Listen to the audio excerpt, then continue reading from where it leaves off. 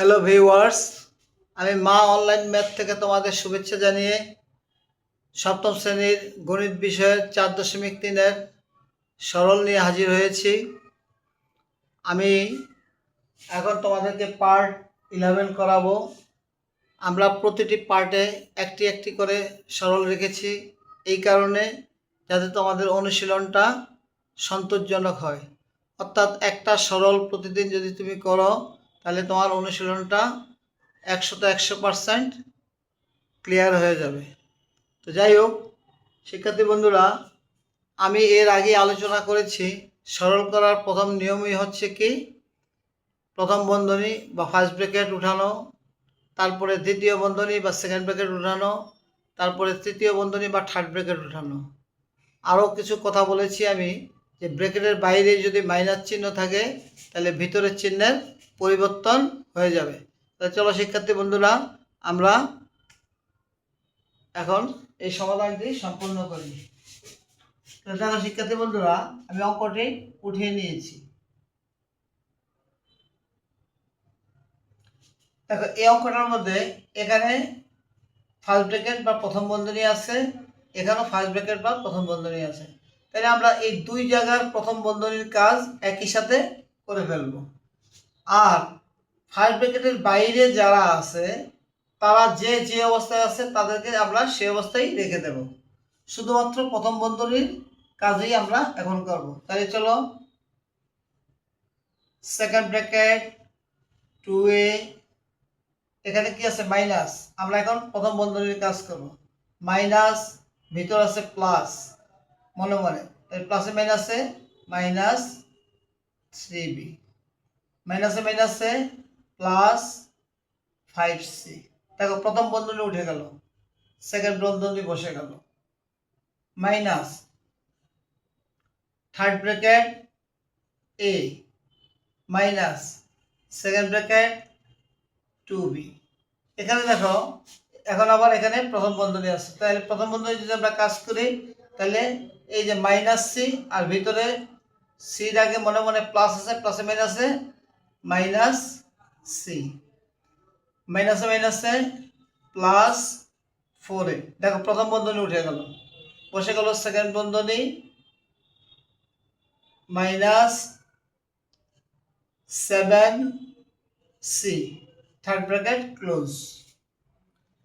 তাহলে আমরা প্রথম বন্ধনীর কাজ শেষ করে ফেললাম। এবার আমরা দ্বিতীয় বন্ধনীর কাজ করব। দেখো দ্বিতীয় বন্ধনী যদি আমরা কাজ করি, এখানে প্রথমে আমরা এটা দ্বিতীয় বন্ধনী, এখানে এটার সামনে কোনো চিহ্ন নেই, অর্থাৎ এর সামনে প্লাস চিহ্ন আছে। প্লাস চিহ্ন দিয়ে ব্র্যাকেটের ভিতরের চিহ্নগুলির কি পরিবর্তন হয়, যা আছে তাই থেকে যায়। তাহলে আমরা লিখে ফেলি 2a minus 3b plus 5c, অর্থাৎ প্লাস থাকার কারণে ব্র্যাকেটের ভিতরে চিহ্নের কোনো পরিবর্তন হয়নি। এরপরে দেখো মাইনাস থার্ড ব্র্যাকেট শুরু এ, এখানে দেখো এই সেকেন্ড ব্র্যাকেটটার সামনে কি আছে মাইনাস, আর 2bর সামনে মনে মনে কি আছে প্লাস, তো প্লাসে মাইনাসে মাইনাস। আমরা এখন সেকেন্ড ব্র্যাকেট উঠাচ্ছি 2b, মাইনাসে মাইনাসে প্লাস সি, মাইনাসে প্লাসে মাইনাস 4a। দেখো এই দ্বিতীয় বন্ধনীটা অর্থাৎ সেকেন্ড ব্র্যাকেটটা উঠে গেল, রয়ে গেল কি ওই পাশে minus 7c, third bracket close. এখন আমাদের কাজ কি, এখন আমাদের কাজ হচ্ছে ফার্স্ট ব্র্যাকেট সেকেন্ড ব্র্যাকেট আমরা উঠিয়ে ফেলেছি, এখন আমাদের থার্ড ব্র্যাকেটের কাজ। তাহলে চলো এখানে যা আছে তাই লিখে ফেলি 2a minus 3b plus 5c।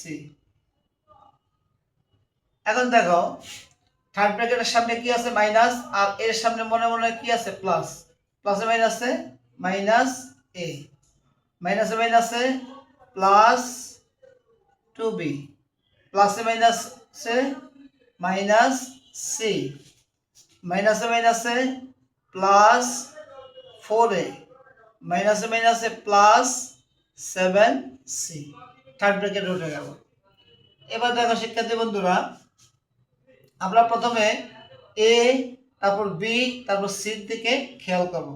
এখানে দেখো এই 2a টা আছে কি আকারে, প্লাস আকারে, এই এটা আছে কি আকারে, মাইনাস আকারে, আবার এই 4a টা আছে কি আকারে, প্লাস আকারে। তো প্লাস আকারে আছে 4a আর 2a, তো এই দুইটাকে যদি আমরা একত্র করি তাহলে হয় 6a, কিন্তু 6a থেকে একটা a যদি চলে যায়, মাইনাস হয়ে যায়, তাহলে থাকে কি 5a। আমরা লিখে দিই 5a। এবার যাও b এর দিকে, এখানে দেখো এটা আছে -3b, এখানে দেখো আছে +2b, তাইলে দেখো এখানে আছে -3b আর এখানে আছে +2b, তিনটা বি থেকে যদি দুইটা বি চলে যায় তাহলে একটা বি, তাহলে সেই একটা বি হবে কি আকারে, মাইনাস আকারে, -b।